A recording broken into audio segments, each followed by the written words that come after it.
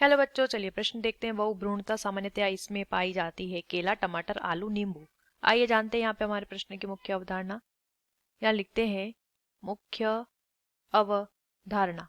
हमारे प्रश्न की मुख्य अवधारणा यहाँ पर संबंधित है, हमें बताना है बहुभ्रूणता के विषय में। देखिए, बहुभ्रूणता ये देखा जाता है पादप, ठीक से लिख लेंगे, उदाहरण की बात कर रहे हैं।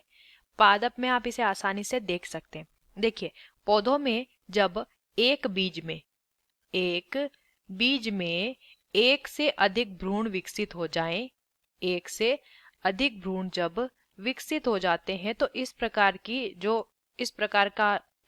जो कंडीशन या इस प्रकार की जो स्थिति होती है उसे बहुभ्रूणता कहते हैं। अब यहाँ पे एक से अधिक भ्रूण कैसे विकसित होंगे? देखिए, एक जो भ्रूण होता है, एक भ्रूण जो कि सामान्य होता है, जो कि लगभग सभी पादपों में होता है, तो वो सामान्य भ्रूण कैसे विकसित होता है? वो विकसित होता है अंड से।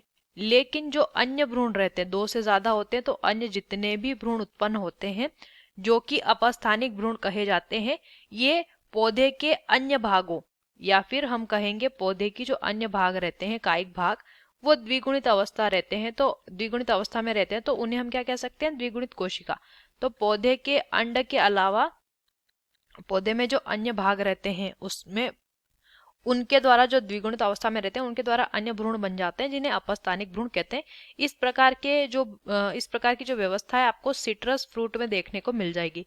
सिट्रस फ्रूट या सिट्रस फल, खट्टे फल जिन्हें कहते हैं, जैसे कि संतरा, नींबू, मौसम्बी आदि। पहला विकल्प क्या दिया हुआ है? केला। केले में तो बीज पाए ही नहीं जाते, यानी कि जो भ्रूण होता है वो बीज नहीं होते हैं केले में, ऐसा हम कहेंगे। टमाटर, तो टमाटर में भी बहुभ्रूणता नहीं देखी जाती है, नहीं आलू में। नींबू में बहुभ्रूणता देखी जाती है। विकल्प डी सही हो जाएगा। आशा करते हैं आपको इस प्रश्न का उत्तर समझ आया होगा। धन्यवाद।